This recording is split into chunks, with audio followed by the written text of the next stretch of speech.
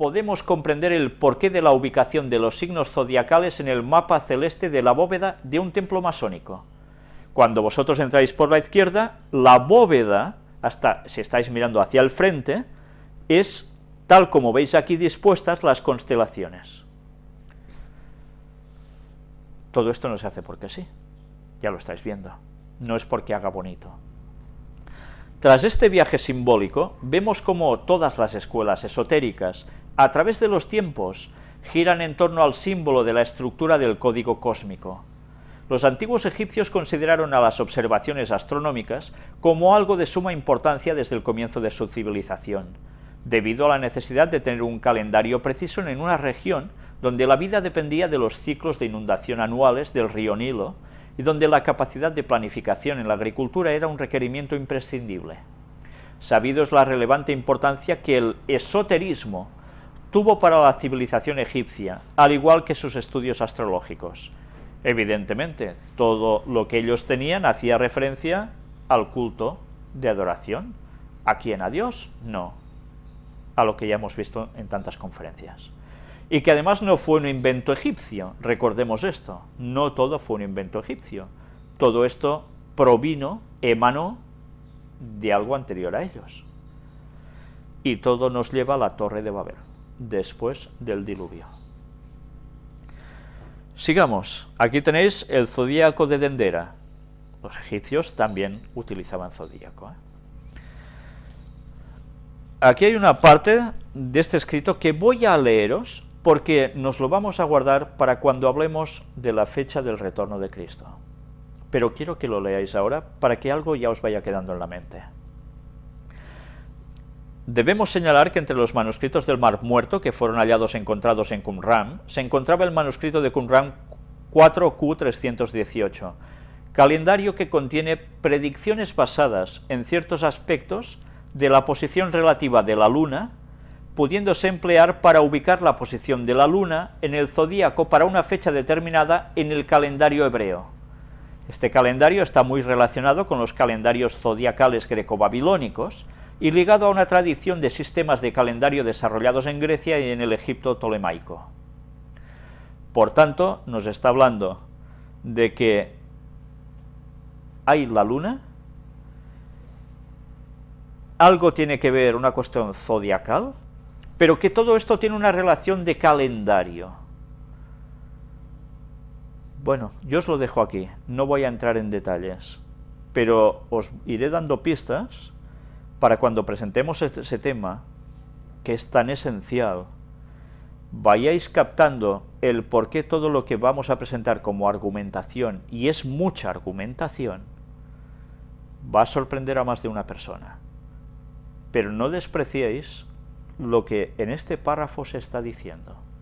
Guardároslo en la memoria. Sobre todo pensad también en la Luna. Seguiremos más adelante. La astrología tal y como la conocemos hoy día se considera por estudiosos que nace en Mesopotamia, antes del año 3000 a.C., teniendo como base testimonios los que se refieren a la biblioteca del rey asirio Asurbanipal, del 668 al 625 a.C., quien poseyó manuscritos de astrología de procedencia egipcia. En Babilonia se establecieron las correspondencias entre los astros y sus efectos sobre las personas, las reglas para la preparación de horóscopos. Así vemos que el primer horóscopo data del año 407 a.C. El zodíaco, dividido en 12 constelaciones, surgió durante el reinado de Nabucodonosor II, siglo VI a.C., vinculado con las 12 lunaciones anuales. De Egipto la astrología fluye hacia Grecia y Roma, donde tuvo gran aceptación y surgen los arquetipos divinos aplicados a los planetas, Marte, Saturno, etc. Para pensadores griegos como Aristóteles y Platón, la astronomía servía para determinar dónde se encontraban los astros y la astrología para ver sus efectos sobre el hombre, llegando a la armonía de las esferas. Ya veis que son conceptos totalmente esotéricos. Una cosa es estudiar los astros y otra es cómo afecta esto al ser humano. Ya veis que nos habla aquí de unas fechas y que los que ya sabemos y hemos hablado tantas veces sobre Daniel el profeta, recordamos que Daniel presentamos una conferencia, la número 6, donde hablábamos del capítulo 2 de Daniel, ¿verdad? Y que hubo unos sabios, unos magos, unos astrólogos, que eran los que tenían que dar al rey qué había soñado, le tenían que decir qué había soñado porque él no se acordaba, y qué significaba ese sueño. De esa época ya habían también el qué. Pues lo de siempre, los horóscopos. No ha cambiado nada, lo mismo de antaño sigue estando ahora, solo que van cambiando ciertas formas.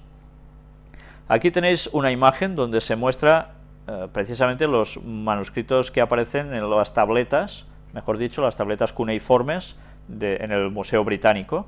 Este documento con texto cuneiforme, que veis también aquí, es un tratado neobabilónico de astronomía hecho en el siglo V a.C. Contiene las listas de las constelaciones principales y in-town estrellas fijas a los babilonios, los tiempos de sus salidas helíacas y configuraciones. Mirad si ellos en esa época ya estaban interesados en todo esto.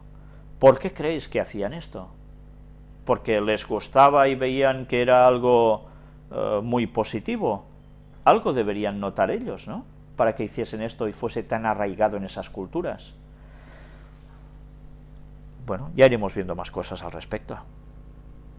Muchos grandes hombres han realizado valiosas aportaciones a la astrología, basándose en los estudios de Hiparco, siglo II a.C., quien descubrió la precisión de los equinoccios y catalogó más de 1000 estrellas. Ptolomeo escribió la primera enciclopedia de astrología, el Tetrabiblos, siglo II después de Cristo. De esto hicimos algo de mención también en una de las primeras conferencias. Otros, en cambio, la han combatido. San Agustín, quien estudió astrología en su juventud, termina siendo su principal enemigo. En 1550 el Papa Sixto V redacta una bula particular contra los astrólogos. Atención, porque aquí vemos algo interesante, ¿eh? Un papa redacta una bula contra los astrólogos. El Concilio Tridentino, ya veis, de 1545 a 1563, en su índice Libros Prohibidos, condena la astrología.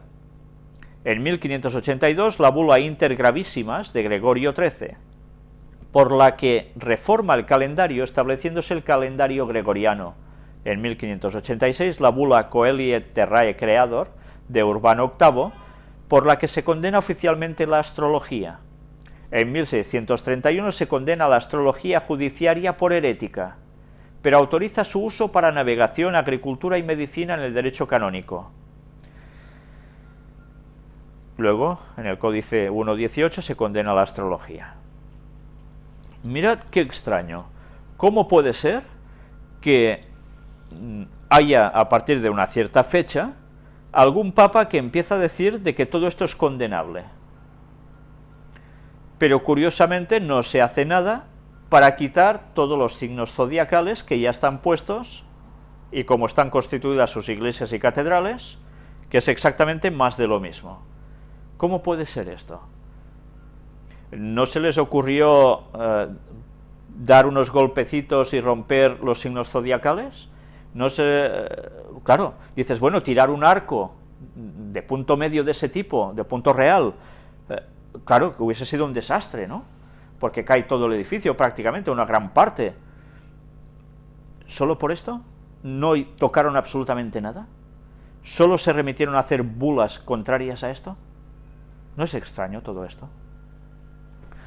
La lista de ataques contra la astrología y la astronomía es muy extensa. Solo debería concluirse este triste punto recordando dos hechos. El 17 de febrero de 1600, en Campo dei Fiori, Roma, fue condenado por herejía por la Inquisición romana y quemado en la hoguera Giordano Bruno, miembro de la Orden de los Dominicos. De él su famosa frase dicha a sus jueces: «Tembláis más vosotros al anunciar esta sentencia que yo al recibirla». ¿Por qué? ¿Por qué pronunció esta frase? ¿Porque le tenían miedo? ¿Porque hacían algo malo y ellos lo sabían? ¿O porque en el fondo se participaba de lo mismo y alguien tenía que pagar el pato? El otro hecho ocurre cuando la Inquisición romana, pretendiendo mantener el poder de la jerarquía católica el 9 de abril de 1633, inicia el proceso contra Galileo Galilei, dictando su condena el 21 de junio, de él su famosa frase, pur si mueve, y sin embargo se mueve. Ya sabéis, si el Sol gira alrededor de la Tierra o al revés, ¿no? Masónicamente hablando, se puede afirmar que la masonería está presente dentro, astronomía, y en el corazón de sus principales estudiosos, como si nos invitasen a mirar el firmamento para que distingamos en este la presencia del gran arquitecto del universo. Es curioso, ¿eh? Para ellos todo tiene que llevar al gran arquitecto del universo, pero que en el fondo, ¿con quién se centra todo esto? Con el astro rey, el Sol, no en verdad al creador de todo esto. Por tanto, es culto a Satanás. Aquí tenéis distintas constelaciones que van saliendo aquí, y nos explica, investigando vemos como el 13 de junio de 2002 se descubre la estrella más relevante de esta constelación, Amu-Arae, también conocida como HD 160691, estrella subgigante amarillo-naranja tipo G, similar a nuestro Sol. Como colofón se han descubierto 4 planetas extrasolares orbitando a Arae, incluyendo uno que se cree podría ser el primer planeta rocoso descubierto alrededor de una estrella de secuencia principal, lo cual, masónicamente hablando, sería una clara alusión a los 4 elementales, educándonos referente a que nada es casual, todo es causal, pues responde a un orden cósmico. Mirad cómo enlazan una cosa con otra, pero dicen una frase interesante, no hay casualidad, todo es causal. ¿Es mentira esto acaso? No, es verdad. Mirad cómo una vez más se mezcla la verdad con la mentira. Siempre igual, Satanás plagia lo que es para sencillamente darle su toque personal y desviarlo todo totalmente. Sigamos avanzando y llegamos a este punto. La importancia de esta constelación es que todas las dependientes de la Gran Logia de España ubicadas en Islas Canarias se encuentran influenciadas por ella al estar comprendidas en sus límites, debiéndose de tener en consideración en el trazado de la bóveda celeste de sus templos. Mirad si lo tienen bien estudiado. Si están en esa zona, las bóvedas celestes que allí se pinten en esos templos masónicos tienen que estar totalmente en disposición con esta constelación. Claro, y nosotros vemos un templo masónico, si vemos alguno, y no nos percatamos de estos detallitos, pero todo es importante porque nos está diciendo que es culto satánico. La constelación Can Mayor, una misteriosa sabiduría ha rodeado esta estrella desde la antigüedad a través de múltiples civilizaciones. Sirio, la estrella perro debido al movimiento diurno, parece seguir en el cielo en su recorrido a Orión, el gran cazador. Sirius, dentro de las enseñanzas esotéricas de todos los tiempos, posee un estatus especial por su simbolismo oculto, también conocido bajo el nombre de Sotis, estrella de referencia del calendario sotíaco, calendario solar egipcio. Ya estáis viendo cómo ahora empieza aquí a mezclarse Orión en todo esto. Y Orión ya os suena, ¿verdad? Dedicamos toda una conferencia al tema de Orión.